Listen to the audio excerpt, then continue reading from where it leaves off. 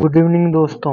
आज है 3 जून और आज का हम लोग जो है पहले बिहार स्पेशल ल्यूसेंट से संबंधित देखेंगे। उसके बाद जो है हम लोग डेली करंट अफेयर्स वो भी देखेंगे। तो चलिए हम लोग स्टार्ट करते हैं पहले बिहार ल्यूसेंट से संबंधित बिहार स्पेशल। तो बिहार स्पेशल में हम लोग कर रहे थे गुप्त काल के बारे में। आज जो है हम लोग गुप्त काल की संस्कृति उसके बारे में जो है जानेंगे। तो बिहार के गौरव का पुनरुद्धार जो है गुप्त वंश के अधीन 4वीं शताब्दी में हुआ है। इसके अंतर्गत चंद्रगुप्त प्रथम ने पाटलिपुत्र में महाराजाधिराज की उपाधि धारण की और उसने जो है गुप्त संवत चलाया था। और उसके बाद जो है समुद्रगुप्त शासक बना और समुद्रगुप्त के काल में ही जो है उसके हरिसेन उसका जो सेनापति कहें या ये उसके विजय अभियान की चर्चा करने वाला हरिसेन जो है प्रयाग प्रशस्ति ये उसमें जो है पूरे गुप्त साम्राज्य के बारे में जानकारी देता है हरिसेन की प्रयाग प्रशस्ति में। उसके बाद जो है चंद्रगुप्त द्वितीय जो कि विक्रमादित्य की उपाधि धारण करता है, ये शासक बनता है समुद्रगुप्त के बाद भारत का या कहें पाटलिपुत्र का जो है पाटलिपुत्र से शासन करता है। मगध नहीं कह सकते हैं, एक्चुअली में पाटलिपुत्र का शासक जो है बनता है और गुप्त वंश का शासक। और साथ ही ये भी बता दें कि जब हम गुप्त संस्कृति की बात करते हैं तो गुप्त संस्कृति के क्षेत्र में जो है गुप्त कला को कला संस्कृति की दृष्टि से जो है बहुत ज्यादा उपलब्धि रही है।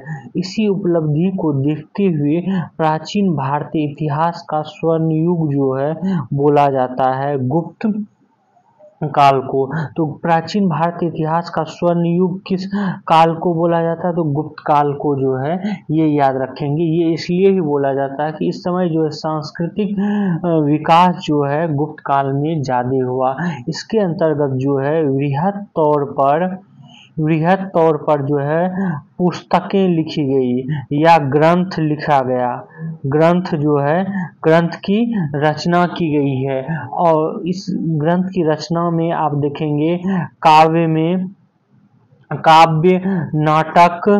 नाटक साथ ही साथ यहाँ पर जो है विभिन्न धार्मिक ग्रंथ भी जो है इसी समय धर्म से संबंधित ग्रंथ इसी समय लिखे गए। तो ये इन सब कारणों से और यहाँ पर देखेंगे आपकी मंदिर निर्माण कला में भी जो है यहाँ बढ़ोतरी होती है। इन सब तथ्यों को देखते हुए जो है गुप्त काल को प्राचीन भारतीय इतिहास का स्वर्ण युग भी कहा जाता है।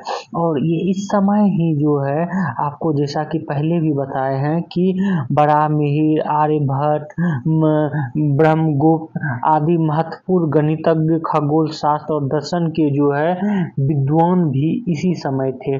और इसी समय गुप्त काल में ही नालंदा महाविहार की स्थापना जो है कुमारगुप्त प्रथम के द्वारा किया गया था। और यह विद्या का प्रमुख केंद्र जो है बाद में चल के बना, जहाँ की विदेशी विद्यार्थी जो है विद्या अर्जन के लिए यहाँ पर आते थे। यहाँ गुप्त काल में संस्कृत भाषा की अत्यधिक जो है प्रगति हुई।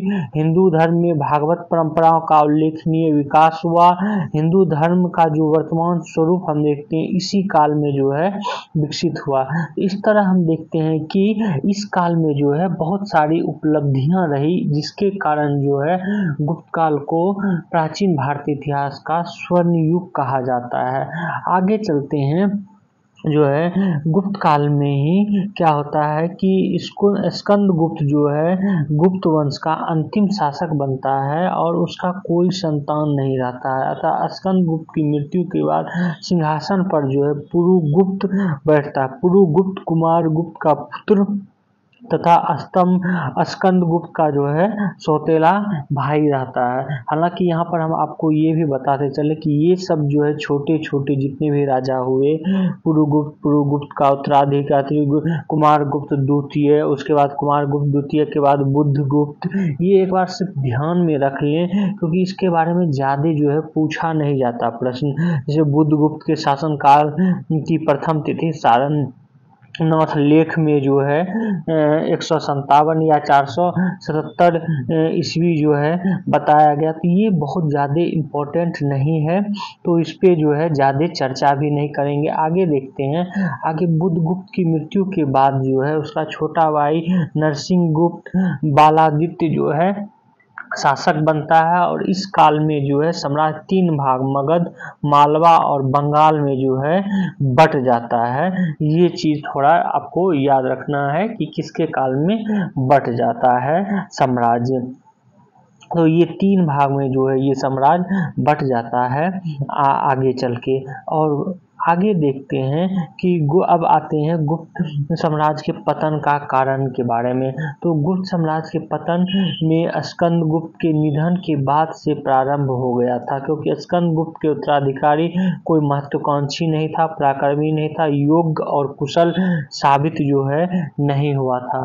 साथ ही साथ जो पूर्वजों की भांति वैष्णव और परम भागवत की जगह बौद्ध मतानुयायी तथा अहिंसा के उपासक थे, जो दान पुण्य में लिप्त हो गए। इस कारण वे साम्राज्य की रक्षा और विस्तार में जो है असमर्थ साबित हुए, जिसके कारण जो है गुप्त साम्राज्य का पतन होता है। अब आते हैं हम लोग प्रावर्ती गुप्त शासक, या इसको हम लोग गुप्तोत्तर काल भी जो है बोलते हैं। गुप्तोत्तर काल में जो है आप देखेंगे कि बंगाल में जो है कुछ शासक का शासन आया, उसमें जो है आप शशांक का नाम देखेंगे। शशांक जो है एक क्रूर और धर्मांध शासक था, जिसने बौद्ध धर्मों के धार्मिक स्थलों को बुरी तरह नष्ट किया और बोध गया में महाबोधि वृक्ष को जो है क्षति पहुंचाई थी। और साथ ही साथ दामोदर गुप्त के पौत्र देवगुप्त ने शशांक से गठबंधन कर कन्नौज के मौखरी शासक ग्रहवर्मन का जो है हत्या कर दिया था। चूंकि कन्नौज जो है ये यूपी में पड़ जाता, तो इसके बारे में डिटेल्स जानकारी जो है इसमें आपको नहीं मिलेगा, क्योंकि ये बिहार से संबंधित है। लेकिन इसमें हम आपको बताते चलें कि जो कन्नौज का मौखरी वंश का ग्रहवर्मन शासक था, जो कि ग्रहवर्मन और इसकी शादी जो है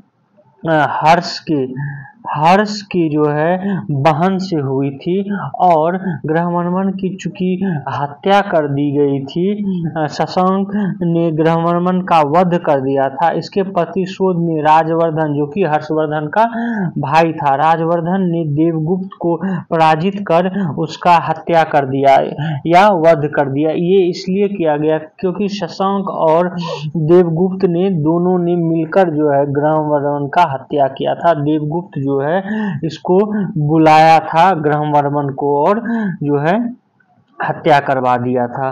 तो यहाँ पर ये जो है ये भी बता दें कि ये शशांक जो है इनका बिहार के क्षेत्र में जो है शासन था, और ये जो है बौद्ध धर्म के को नाश भी इन्होंने किया था। बाद में चलकर क्या होता है कि हर्ष की मृत्यु हो जाती है और बिहार में जो है पुनः अराजकता फैल जाती है।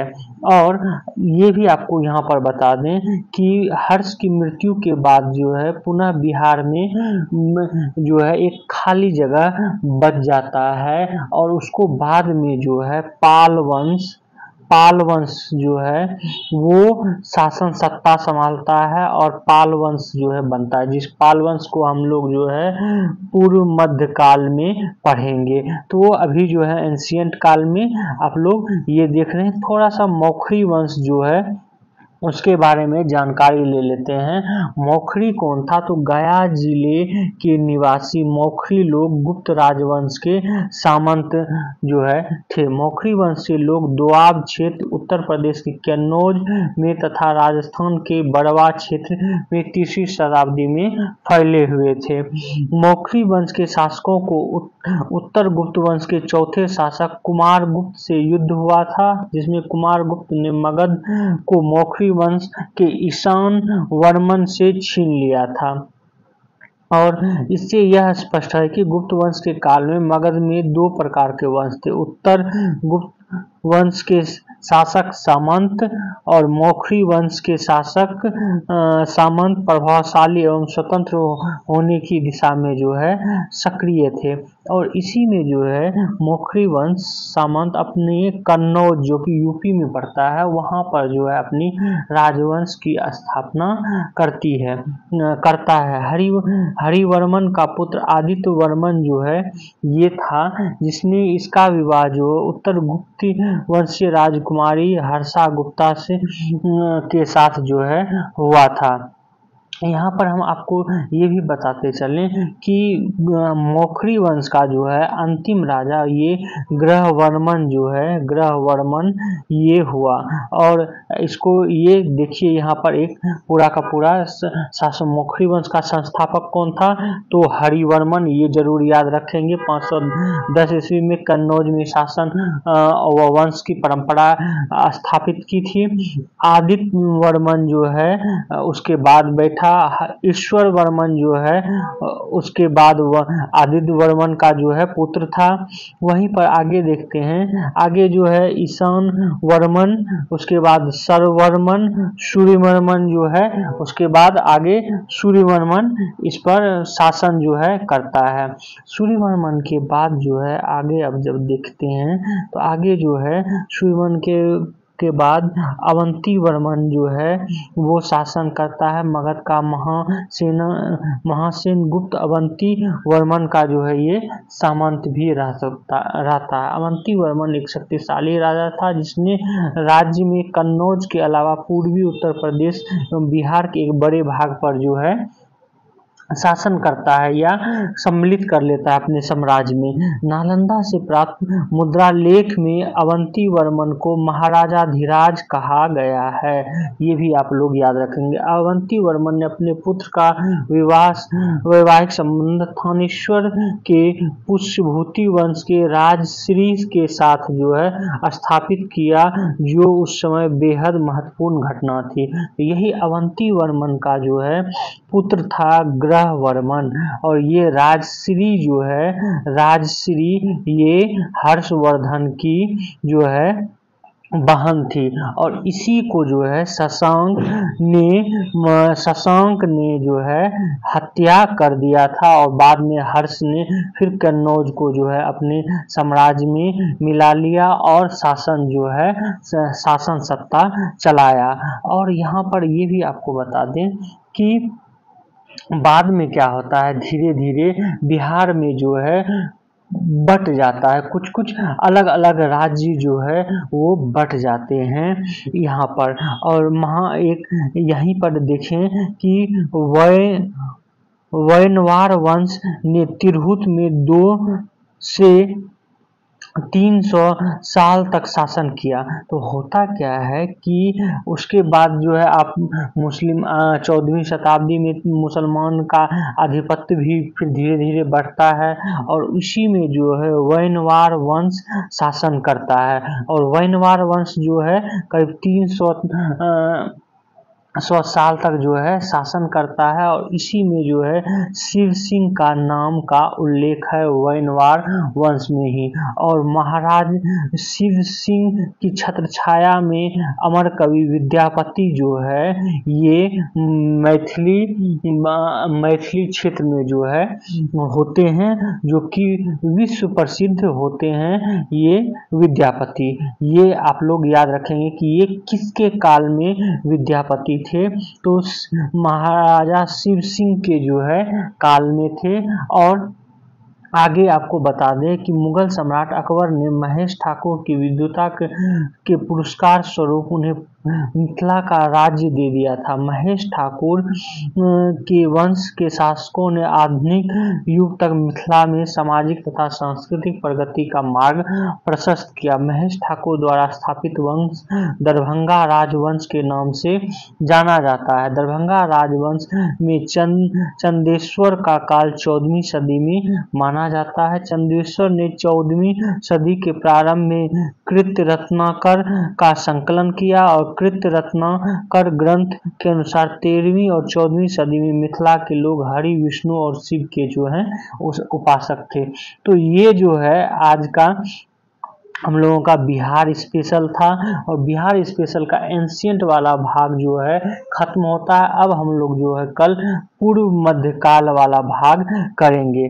अब चलते हैं हम लोग आज के जो है करंट अफेयर्स पे। तो आज का करंट अफेयर्स देखते हैं। आज का करंट अफेयर्स जो है, पहला करंट अफेयर्स है गणतंत्र दिवस से संबंधित। तो गणतंत्र दिवस जो है ये कहाँ पे मनाया गया है? तो ये इटली में मनाया गया है गणतंत्र दिवस। ये भी आप लोग याद रखेंगे। तो इटली में का गणतंत्र दिवस जो है ये 2 जून को मनाया जाता है, ये याद रखेंगे। इटली के गणतंत्र दिवस समारोह में इटालियन एरोबेटिक स्क्वाड ने अपना कर्तव्य जो है दिखाया। इसे फेस्टा डेली रिपब्लिका नाम से भी जाना जाता है। तो याद रखेंगे, ये ध्यान में रखेंगे आप लोग। आगे देखते हैं आज का करंट अफेयर्स।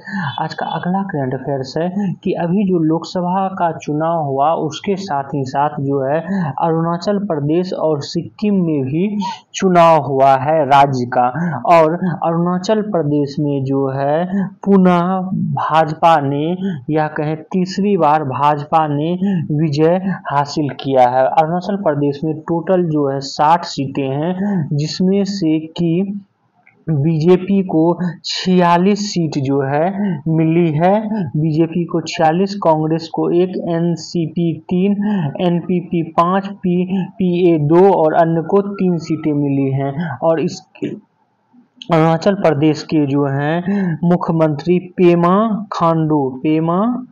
खांडू जो है ये पुनः फिर जो है मुख्यमंत्री नियुक्त होंगे। वहीं पर जो है सिक्किम के जो नए चुनाव हुआ है, तो उस सिक्किम के चुनाव में जो है प्रेम सिंह तमांग जो कि सिक्किम क्रांतिकारी मोर्चा के जो है SKM के जो हैं पार्टी से हैं, उन्होंने जो है 31 सीटें जीती है। कुल 32 सीटों में से 31 सीट जो है इन्होंने जीती है। और सिक्किम में जो है ये दूसरी बार मुख्यमंत्री बनेंगे।